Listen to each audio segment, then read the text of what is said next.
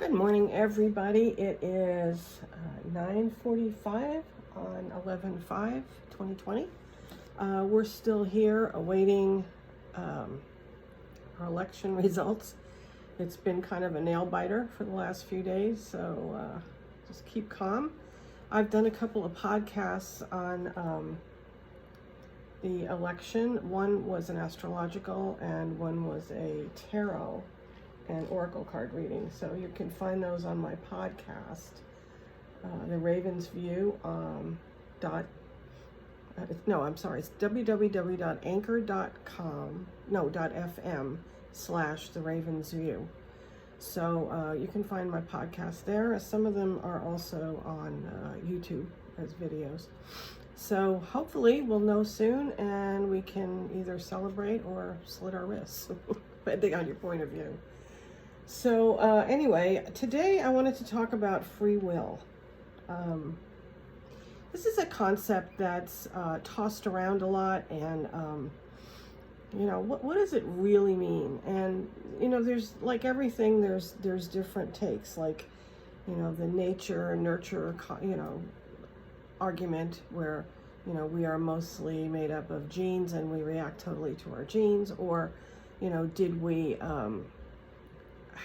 were we trained, were we brought up in a certain way to react? So and can we transcend our genes? That's the nature nurture. This is like free will versus determinism, and I have my own take on the whole thing as an astrologer and as a psychic tarot reader, because I've seen it in action, and it's not as black and white as the argument would let us to believe. So what is free will in humans? Is the power or capacity to choose among alternatives, or to act in certain situations independently of natural, social, or divine restraints. So that's what the definition of free will is. I took that out of off the internet, off of Google. So determinism is that every event is caused. It has a cause, and the cause of every event is a preceding event. So that's determinism. So it's pretty much set in stone. So I can refer that as fate. So free will versus fate. Fate is determinism.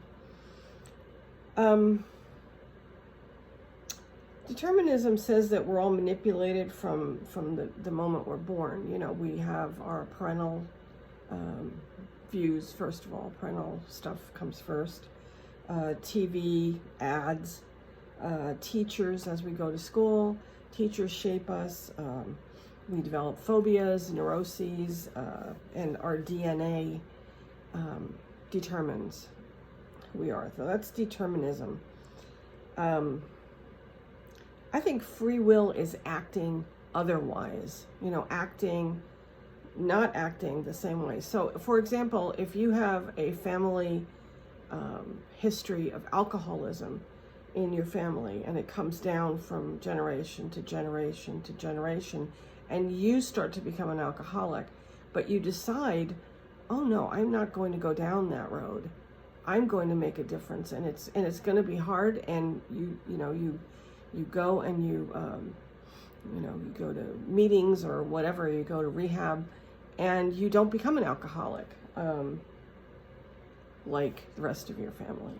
I think that's free will. I don't know that is determined by previous events, because previous events would indicate that you would become an alcoholic. So that's what I believe free will is. It's putting up your hand and saying, I will not do this. I will make a different choice. Okay? So that takes a lot of guts, just sheer guts and determination.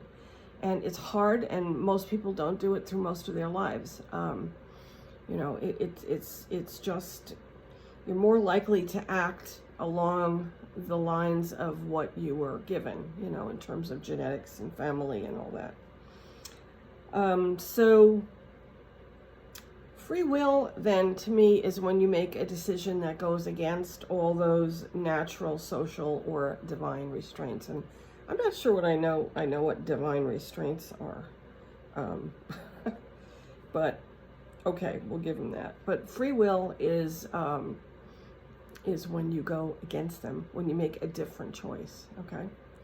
So, for example, in astrology, if you get an astrology reading, your chart is in place from the moment that you're born. Your chart is what it is. It's like a photo of the night sky at that moment of your birth, and where you are, and the time, and the day. And that's just a snapshot of what it is. And that goes with you throughout your whole life. For example, in my chart, well, actually in my children's chart, both of them said that their father would not be a big part of their lives, that he would be an absent father. And that is how it turned out. But at the time when they were born, I had no idea that that would happen. You know, it just wasn't in my thoughts. I thought we'd be a family forever. And it did not turn out that way. And you know, that is fated. That was fated from when they were born. And apparently they came here for some lesson in an absentee father.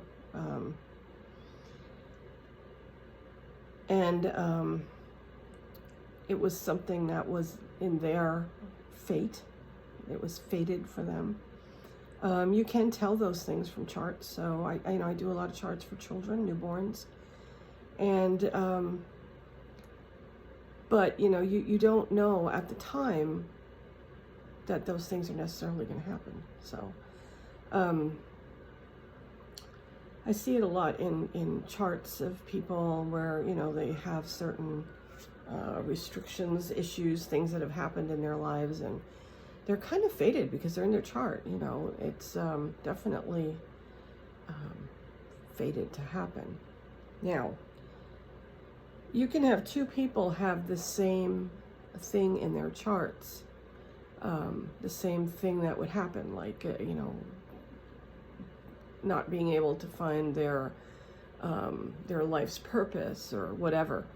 One of them can go to an astrologer and we can tell your life's purpose and your karma and your past life issues from your chart. So,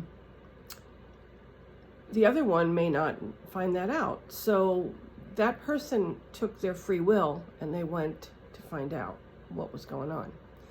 So that's how free will works. So you have your chart, you have these fated conditions, and you know, what you do with them makes the difference, and that's your free will.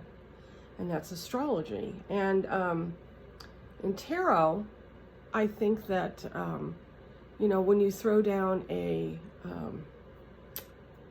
reading for someone, that is how things will go at that moment in time.